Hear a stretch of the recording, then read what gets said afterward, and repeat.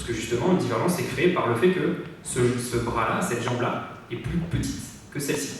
Donc forcément, sur l'indicateur, il ne fait pas le même écart, il fait un écart plus petit. Donc là, vous commencez dans un marché en tendance haussière à avoir une divergence ou à avoir des indications à la hausse. Vous dites, bah tiens, le marché est en train de se redresser, donc je suis peut-être au tout début d'un mouvement. Donc on se réfère au tableau, quelle est la stratégie la plus intéressante au début d'un mouvement? Alors, celle qui est la plus rentable, c'est la verte ou la bleue. Donc ensuite, je vais en faire en fonction de moi. Est-ce que c'est pas grave si j'ai un taux de réussite faible? Est-ce que ça va, je peux faire avec? Ou est-ce que j'ai besoin d'un taux de réussite élevé? Ça veut dire en gros, est-ce que j'ai, excusez-moi, les couilles de tenir en fait des pertes? Ou est-ce que finalement je suis pas capable d'assumer des pertes et il faut que je gagne souvent? Donc pour moi, les pertes, je m'en fous, je suis plus impacté par le manque à gagner, c'est-à-dire par un trade que je vais louper. Mais la perte, évidemment, c'est pas grave, c'est le quotidien. Par contre, ceux qui refusent la perte, essayez d'avoir au tout début d'un mouvement des stops larges. C'est-à-dire, vous voyez une divergence, mettez un stop large, vous avez le temps parce que vous êtes au début du mouvement. Un stop large est donc une cible 2-3 fois plus grande. Et puis, en fonction de l'évolution du mouvement, vous allez pouvoir changer de stratégie. Puisque quand le mouvement démarre bien, parce qu'on ne sait pas s'il faut le mouvement va s'arrêter net, mais si le mouvement continue, au bout d'un moment, regardez, la probabilité de gagner avec un stop loss petit et une cible 2 fois plus grande est intéressante. Donc par exemple, ici, imaginez que au début je rentre parce que j'ai une divergence en 30 minutes, et puis ensuite, pendant toute cette partie-là, je vais rentrer des trades en M5 et en M1, donc à court terme, avec des petits stops, avec des gains plus élevés. Et puis ensuite, je vais voir une faiblesse du marché à partir d'ici. Donc je me dis, tiens, le mouvement a commencé à 9h du matin, comme je sais que les cycles en intraday au niveau des devises, c'est à peu près 9h, 11h30, un mouvement qui commence à 9h en général, il meurt à 11h30.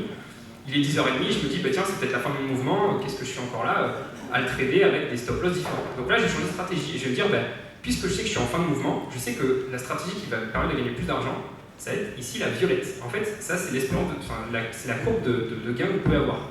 C'est-à-dire, au tout début, vous avez des gains très énormes, très conséquents que vous pouvez faire.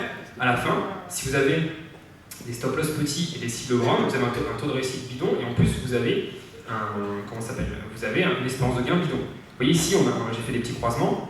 Là, cette zone rouge, je ne sais pas si on la voit, ouais, on la voit pas mal. Donc ici, cette zone rouge, c'est la zone dans laquelle cette stratégie finalement est la moins intéressante, c'est-à-dire celle où on met des stops petits et des cibles grandes. En fait, cette stratégie est très intéressante au tout début, elle est très intéressante au milieu du mouvement, mais quand on commence à avoir des signes de faiblesse, c'est mort. Par exemple, l'approche d'un support, imaginez, vous êtes dans un range. Où est-ce que je peux dessiner? Vous êtes dans un range en journalier, et puis vous avez acheté, par exemple, Adrien ce matin montrait sa vente de l'or. Donc imaginez, vous suivez Adrien, et comme je disais tout à l'heure, vous écoutez les analyses des FX pour donner la stratégie. Donc la stratégie, c'est je vends le haut du range. Et vous allez commencer à trader.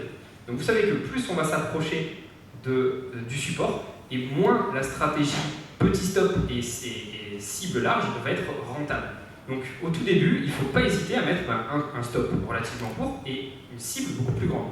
Et plus on va s'approcher de la fin du mouvement, et plus la meilleure des stratégies, ce sera la violette.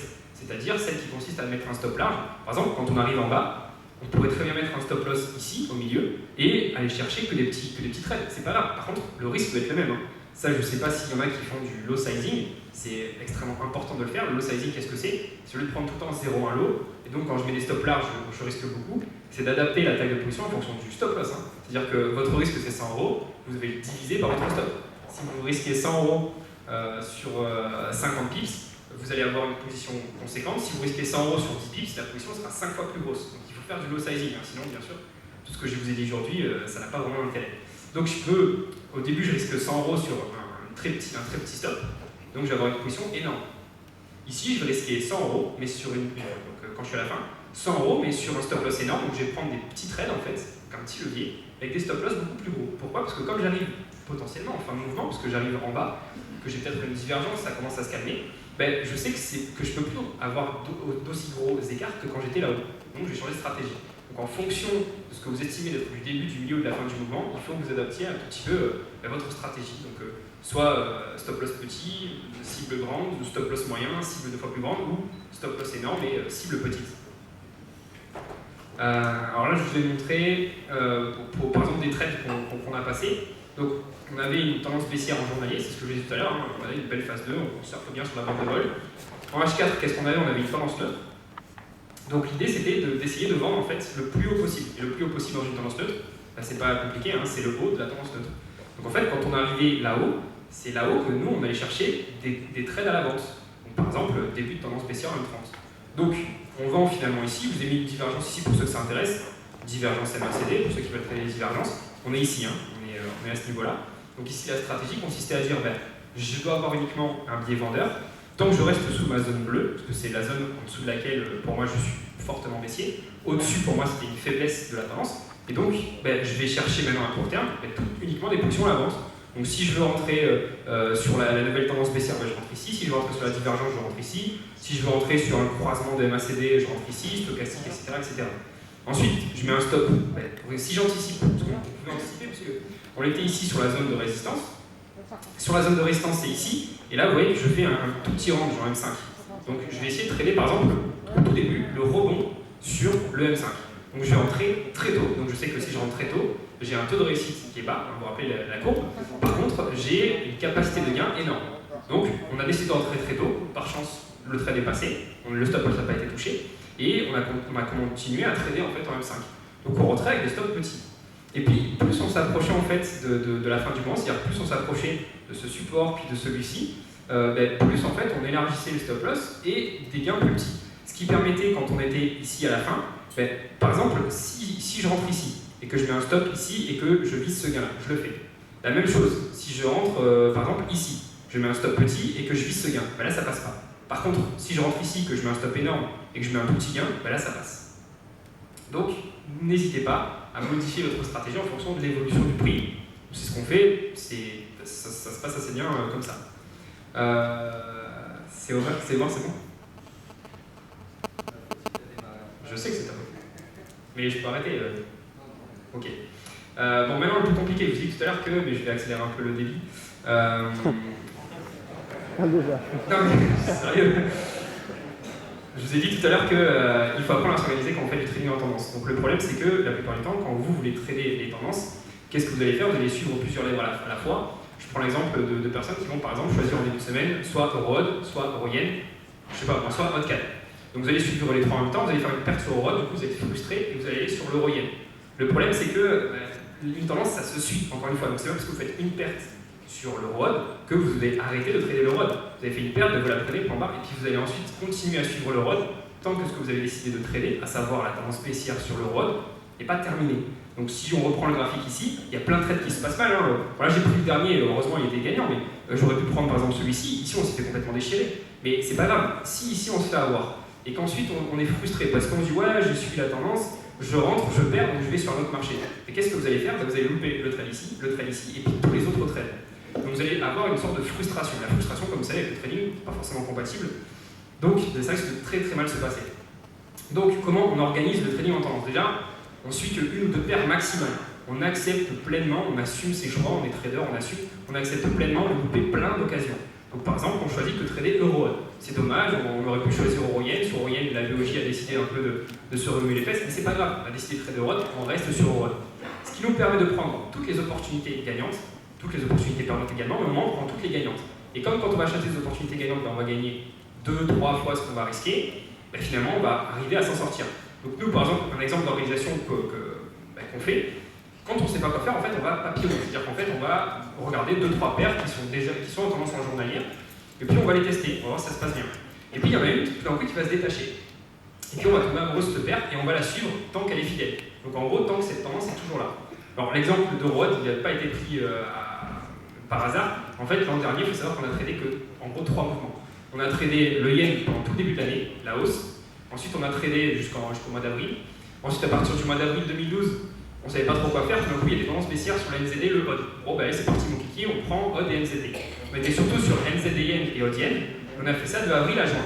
Arrivé en juin, la tendance en journée s'est arrêtée. Donc on commence à faire des pertes, on commence à se poser des questions. Et là, par chance, il y a Euro-Hod. Alors, on n'avait jamais tradé cette paire, qui commence à chuter en journalier. Je parle toujours en journalier.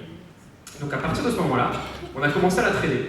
Et puis à notre grande surprise, elle a fait que chuter jusqu'au mois je crois, d'août. Et puis à partir d'août, on est monté jusqu'au mois d'octobre. Donc en fait, on a tradé qu'une seule paire, uniquement l'euro. Hors de question de trader l'euro-dollar. Si vous vous intéressez aux index, ça avait été présenté tout à l'heure par Nicolas, vous n'avez pas que l'USD, vous avez également l'index de l'euro, du yen, etc. Vous aurez constaté que l'index de l'euro, il descendait en même temps que le dollar. Donc c'était pas forcément intelligent de trader euro-dollar en même temps. Alors qu'on avait l'euro qui chutait, mais le dollar australien de l'autre côté qui montait énormément. Donc l'euro c'était vraiment un candidat parfait. Et ben, finalement, même si au début on l'a un peu choisi, parce que on avait une tendance baissière, donc pas d'autres raisons particulières, puisqu'elle nous donnait une belle tendance baissière, on a continué à la trader, jusqu'à la fin. Donc, pour gagner en suivant une tendance, il faut suivre la tendance. Donc il ne faut pas avoir peur de prendre des pertes au début, vous ne pourrez jamais rentrer le jour où ça décolle. À part si vous avez la chance d'être là au bon moment, en général, vous allez louper 1 ou 2 jours de la tendance. Alors, un petit conseil pour prendre le début d'un mouvement, intéressez-vous aux phases 1 des bandes de Bollinger. Vous savez, quand les bandes de Bollinger, c'est en général calculé sur 20 périodes, quand vous avez un range qui dure entre 10 et 11 bougies, les bandes de Bollinger commencent à être sensibles et commencent à se resserrer. Quand le range qui dure 15-20 bougies, là vous avez une phase 1. Donc c'est en gros une tendance neutre qui comprime. Vous savez très bien que sur les devises, ça bouge tout le temps. Au bout d'un moment, il faut que ça bouge. Donc vous savez qu'après une compression, il y a toujours un mouvement qui va naître. Donc nous, ce qu'on fait, c'est qu'on va chasser les compressions. Alors, dès qu'on a une compression, on avait vu celle de l'argent la dernière fois, c'était la seule. En fait, on tradait que l'or comme métaux. Et puis comme ça, je dis, tiens, on va regarder l'argent, et il y avait une compression. Bon, on m'a dit, on va attendre. Ça a commencé à chuter par le bas, on commence à vendre, et puis on a fait des ventes tous les jours, jusqu'à ce qu'il y ait la grosse remontée. À la fin, on s'était déchiré sur la remontée, mais c'est pas grave. On avait gagné sur toute la baisse. Et on est resté que sur l'argent, on n'a pas été voir ce qui se passait sur l'or ou sur autre chose. On était que sur l'euro, donc on n'a pas pris des beaux trades sur le CAD ou sur l'Orient, malheureusement on n'était pas dessus quand ça a commencé à partir, parce qu'on était sur l'euro. Et c'est pas grave, on a accroché un mouvement. C'est vraiment le plus gros des conseils que je vous donnerai, c'est si vous suivez la tendance, respectez-la, accrochez-la, comme ça vous aurez un avantage statistique en votre faveur. Établir un plan de trading, bon ça, c'est ce qu'on disait tout à l'heure avec des FX, donc c'est en gros établir la stratégie, où est-ce que je rentre, où est-ce que je rentre pas, où est-ce que je rentre plus, où est-ce que je sors, etc. etc. Et puis la question clé, c'est en fait c'est où débutent les mouvements. Donc comme j'ai dit, les mouvements ils débutent soit si vous avez un range en journalier, le mouvement intraday va débuter en haut ou va débuter en bas. Les tendances, lorsque vous avez une tendance haussière en journalier, il y a beaucoup de mouvements qui débutent sur les pullbacks. Et puis sinon, la plupart des mouvements débutent le matin après une compression d'upturn et boum, c'est parti. Et un plan de trading par exemple que vous pourrez utiliser, c'est ce qu'on fait. Donc qu'est-ce qu'on fait? On fait la tendance de fond, ensuite elle est soit oblique, soit latérale, donc soit neutre, soit tendance directive. Ensuite elle est soit forte, soit faible. Pour les forces et faiblesses d'un mouvement, je vous renvoie au webinaire qu'on a fait il y a 2 semaines, qui explique comment estimer la force ou la faiblesse d'un mouvement. Donc si la tendance elle est faible, nous on va faire du contre-tendance. Si la tendance elle est latérale, nous on va faire du trading range. Si la tendance elle est forte, on va regarder ensuite la tendance inférieure, comme j'ai montré tout à l'heure. Ensuite on va regarder si la tendance inférieure est forte ou faible. Si la tendance inférieure est forte, alors on fera du suivre-tendance court terme sur le 30 minutes. Sinon, on le fera sur du 4 heures. Donc en fait, les courbes là, que je vous ai montré tout à l'heure, en fonction du début de la tendance, si on est au début de la tendance forte, on va trader en M30 avec un petit stop, un gros gain. Si on est plus ou moins au milieu de la tendance M30, on va peut-être un tout petit peu changer. Et si on est à la fin de la tendance M30, soit on ne fait plus, soit on élargit les stops. Et puis pareil, lorsque la tendance est faible, on fera pareil en H4, etc. Voilà, la fameuse tendance au rod. Donc d'abord à la hausse, donc ici vous regardez le H4, quand le H4 est fort, vous tradez quand M30, donc le H4 il est fort ici, donc vous tradez en M30 ici, là il est faible, là il est fort, là il est faible, là il est fort, là c'est incapacité, enfin le peu c'est fini, et là pareil pour la tendance baissière. Donc dites-vous que quand vous avez des bougies noires ici, c'est que le H4 est fort, quand vous avez des bougies blanches, c'est que le H4 est faible, c'est-à-dire que le H4 en fait est reparti à la hausse, donc il faut le trader à moyen terme. Donc ça sera à court terme, court terme, court terme, court terme, court terme, court terme, et quand vous anticipez un peu la fin du mouvement, voilà, comme dit, vous modifiez vos stop loss, etc. Moi j'étais un peu rapide, mais comme je dis, je ferai un webinaire à la limite qui résume tout ça. Ça pareil, c'est toujours pareil. Donc l'euro dans 4 heures, donc vous voyez une zone ici de faiblesse. Donc pour la stratégie de trading range, quand vous avez une tendance neutre, ne faites qu'une seule chose, vous vendez en fait à chaque fois que vous êtes en haut. Quand vous avez une tendance baissière, ne faites qu'une seule chose, attendez que ça remonte un tout petit peu, donc une tendance haussière à M30 et vous vendez. Vendez, vendez, vendez. Ici pareil, tendance neutre, donc nous qu'est-ce qu'on fait? On vend que le haut. Donc on a vendu une première fois ici, on a vendu une deuxième fois ici. Ensuite, on a une tendance baissière en H4, donc qu'est-ce qu'on a fait? On a été en 30 minutes, tendance court terme, et donc on cherchait les écarts à prendre en 30 minutes. Voilà.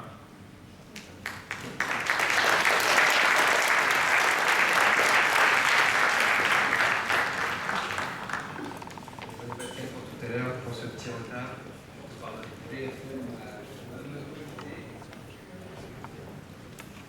Alors, on va installer le PC. Tiens, qu'est-ce que c'est que ça? C'est pour moi? Ah, c'est des chèques. D'accord. Magnifique. Alors, on va passer à la dernière partie de cette conférence trimestrielle. Dernière partie qui va être animée par Franck Morel, qui va nous parler des indices boursiers internationaux, des notions de surperformance, sous-performance de ces fameux indices avec des graphiques macroéconomiques que j'ai trouvé personnellement très intéressants. On va faire un point donc là-dessus et ensuite Franck Morel, donc directeur de Zone Bourse, remettra aux gagnants du concours Zone Bourse, donc concours qui se base sur les actions et puis sur le Forex aussi en partenariat avec FXCM. Donc c'est un concours trimestriel. Tous les trimestres, je crois que tu l'expliqueras mieux que moi, mais bon, en gros, il y a des chèques de ce genre-là à gagner tous les trimestres pour ce concours. Donc je vais attendre que le PC soit installé, qu'on puisse faire donc un point sur les indices, et ensuite que Franck nous parle du concours. Donc pour information, le site dont il va pouvoir nous parler maintenant, c'est Zone Bourse. Société pour laquelle j'ai travaillé pendant 3 ou 4 ans. C'est grâce à Franck que je payais mon appartement pendant mes études, puisque je travaillais à mi-temps avec lui. Donc voilà, je suis content de le faire venir aujourd'hui à cette conférence trimestrielle, qui vient de partager son avis sur les indices, qui nous parle un peu aujourd'hui du concours. Et puis voilà, c'est un plaisir de t'avoir. Je vais te laisser la parole. Et voilà, merci d'être venu et puis bonne chance. Ça va bien se passer. Merci Nicolas. Moi je suis très content le chemin que tu as parcouru depuis ton stage à Lyon. Alors on va essayer de tout faire marcher.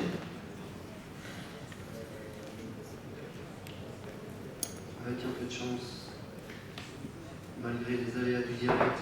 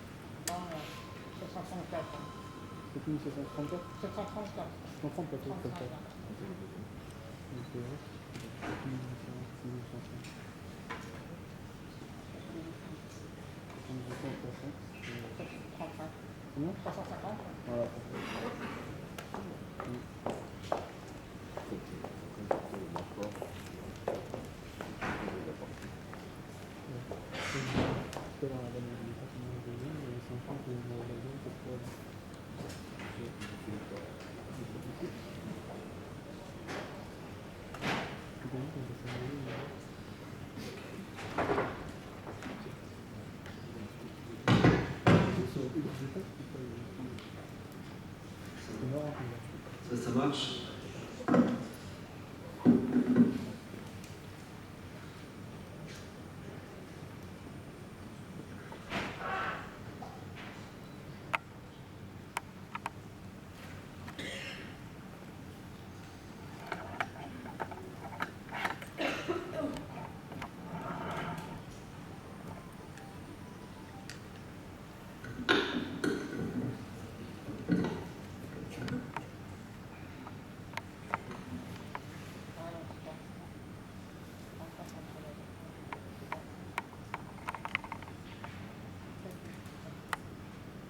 Bonjour à tous.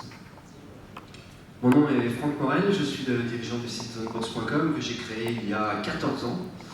Le site est online donc depuis 98, début de 99.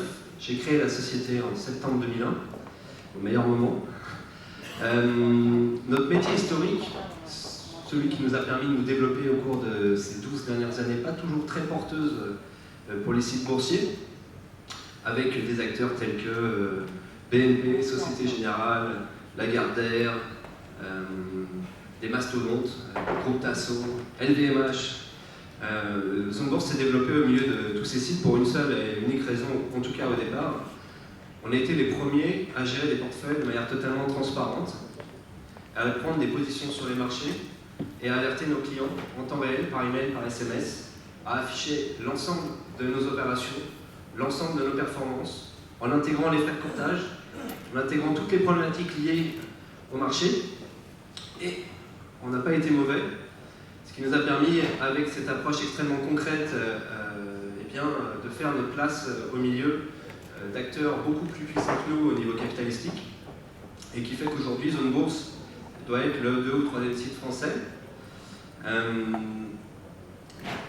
Tout ça repose initialement sur nos performances. Alors, en même temps qu'on commercialisait nos abonnements, on s'est dit qu'il fallait qu'on développe l'activité de médias, et on a investi massivement dans l'informatique et les flux d'information, qui sont, vous allez le voir, au centre de nos process et de nos décisions concrètes sur le marché. Donc on a investi dans des bases de données, de données fondamentales, des news, des cotations. Aujourd'hui sur Zone Bourse, vous avez les cotations de plus de 25 marchés différents. Vous avez 3000 news par jour, vous avez une dizaine d'analyses produites en interne, on se concentre sur la partie la plus forte valeur ajoutée, la plus subjective, on donne notre opinion. Et puis on utilise toutes ces informations pour nous en interne, mais aussi pour permettre aux gens d'utiliser nos sites et de retrouver des choses qu'ils ne retrouvent pas ailleurs. Aujourd'hui, sur nos sites, entre Zone Bourse et Fort Traders, qui est la version anglaise, on a 2 millions de personnes chaque mois qui utilisent nos sites internet à l'échelle planétaire. Si je vous montre cette courbe, c'est juste pour insister sur le fait que sur Zone Bourse, vous allez trouver des choses que vous ne trouvez nulle part ailleurs, qui sont extrêmement précises, extrêmement pointues, et mis à part avec un Bloomberg à 2000 $ par mois, il y a beaucoup d'informations que vous ne pourriez pas trouver. Je voulais juste insister sur ce point pour que vous ayez le réflexe, quand vous pensez bourse, à aller faire un tour sur zonebourse.com ou sur Fort Traders si vous êtes anglophone, pour avoir encore plus d'informations. Alors, notre métier historique, c'est de gérer nos portefeuilles. Concrètement, je suis ici sur la page d'accueil de Zone Bourse. Je clique, parce que j'ai la chance d'être abonné, au portefeuille trader, et j'arrive sur un portefeuille qui est hébergé chez Bourse Direct, qui supporte des frais de courtage, des taxes sur les transactions, toutes les problématiques liées à n'importe quel compte. Et on a actuellement un capital de 176 000 €. On a fait une super bonne perf, ce dont je vous parlais tout à l'heure. On va croiser les doigts et rester humble. On fait plus 25% depuis le début d'année, c'est un excellent début d'année. Et aujourd'hui, on gagne 2 966 € parce que, tout simplement, on est vendeur à très court terme dans le portefeuille trader, qui prend en moyenne 2-3 positions. On prend en moyenne 2-3 positions par jour. Et donc, ce que je vais faire tout de suite, puisqu'il est 17h10, c'est appeler mon équipe pour qu'on clôture 2 positions qu'on a actuellement d'ouvertes juste avant le week-end. Et je vais vous montrer ce que n'importe lequel de nos clients va recevoir comme information.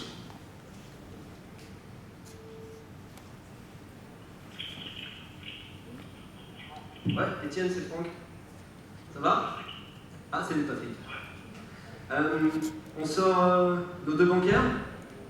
Oui, on va le sortir. Ok. Donc, on sort BNP et on sort Crédit Agricole, on sort au marché avant la clôture. Ok. Je te remercie. Au revoir. Tu viens de dire au revoir à tout les Brognards.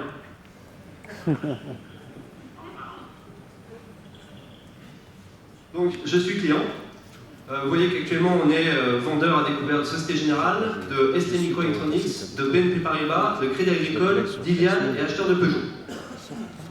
Donc, je devrais recevoir, si tout va bien, un SMS. J'actualiserai cette page et vous verrez que les 2 positions vendeuses sur BNP et sur Crédit Agricole auront disparu. 2 positions ouvertes et auront apparu dans la partie position soldée et viendront compléter l'historique des opérations qui est complètement public et transparent sur Zone Bourse. Pascal, ça va passer ça le dernier. Après, ça débute, mais on va compris. On a rigolé que je vais accélérer. Il était pas. Les affaires reprennent. Il était. Donc, vous voyez ce que je vous disais, si on n'est pas client. Ah, SMS. Non, qui passe quand même? Ouais. Non, je connais pas mal de monde qui Donc, je retourne sur la page portefeuille. C'est extrait de chez Et nous venons de clôturer 2 positions, une sur Crédit Agricole, une sur BNP. On est sorti au marché 6,49, 6,48 et 40,82 pour BNP. Pour date de sortie, le 12 mars 2013. Si je clique sur le petit plus ici, je vais avoir le détail de la position. On a acheté le 12 avril, on est sorti,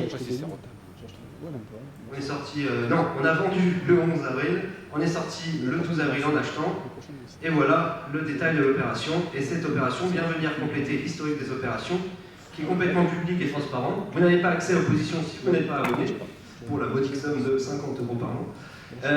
Mais vous avez par contre accès sur Zone Bourse de manière complètement publique et gratuite à l'historique de l'ensemble de nos opérations. Vous pouvez même télécharger sur Excel si vous voulez vérifier nos calculs, nos perfs, ou faire vos propres statistiques sur nos opérations. Tout est complètement transparent. Vous allez voir que tout ce dont tous les services qu'on propose reposent systématiquement sur la transparence et la réalité. Les questions, si vous voulez bien, un peu plus tard. Alors, on en revient à la présentation. Donc on a un portefeuille de trading qui est le portefeuille trader, qui est celui que je viens de vous présenter, où on prend des positions sur en moyenne 1 ou 2 positions par jour. On conserve ces positions 4 à 6 séances maximum. Enfin maximum pas vraiment, mais en moyenne. Donc ça s'adresse quand même à une clientèle qui est très active, qui est à même de prendre des positions à découvert et d'être réactive, bien qu'on s'interdise de passer un ordre après 17h15. Et puis, on a le portefeuille investisseur, PEA, qui comprend uniquement des valeurs éligibles au PEA, et on passe en moyenne 1 ou 2 ordres par mois. Donc rien de compliqué à suivre, ça coûte grosso modo 20 € par mois, et vous pouvez avoir le même type de performance que nous. Aujourd'hui, dans le portefeuille investisseur, nous sommes à plus 5,6% depuis le début de l'année. C'est un portefeuille qui a fait 25% l'année dernière et qui est composé uniquement de sociétés d'une extrême qualité, c'est-à-dire des sociétés qui se développent. On en parlera un peu plus tard, vous allez voir dans les outils qu'on utilise, on investit dans le portefeuille investisseur que dans des sociétés qui se développent, c'est essentiel.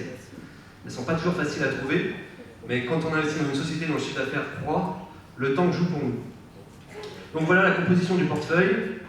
Les 2 derniers ordres qu'on est passés, c'est sur Ubisoft et Alten, que vous pouvez considérer comme mes bons plans du jour. Voilà la partie, en gros, notre métier historique, c'est de vendre l'accès à ces 2 portefeuilles. Nos processus décisionnels, sur quoi basons-nous nos décisions? Nous avons différents critères, des critères techniques et des critères fondamentaux. Les critères techniques, on va utiliser donc l'analyse technique, utiliser des supports, des résistances. Bien, admettons. On va utiliser des supports, des résistances, et sur l'ensemble des sociétés que l'on couvre, c'est-à-dire à peu près 25 000 sociétés sur Zone Bourse, on fixe des niveaux qui sont mis à jour tous les jours, qui nous permettent de trier ensuite les sociétés en fonction de la proximité, de leur proximité, avec des niveaux techniques vraiment évidents. C'est la partie technique. On fixe des notes sur toutes les sociétés cotées dans le monde, sur des critères, en tout cas sur les 25 000 les plus capitalisés et les plus échangés. On fixe nos niveaux de support de résistance qui nous permettent ensuite de les trier. On fait la même chose sur des critères fondamentaux. Vous avez ici par exemple l'évolution du chiffre d'affaires de Ubisoft, en noir. Vous voyez que, comment lire ce graphique? De 2007 à 2012, ce sont des données réelles passées. C'est réellement ce qui s'est passé chez Ubisoft, avec en noir le chiffre d'affaires, en orange les EBITDA, c'est-à-dire en gros le résultat opérationnel moins les amortissements, qui donne une bonne idée de la capacité de la société à générer du cash. Et puis vous avez en bleu le niveau, la situation financière. Vous voyez que c'est une société qui a du cash. Pourquoi? Parce qu'en bleu, on est positif. Si je vous mettais France Télécom, vous auriez le même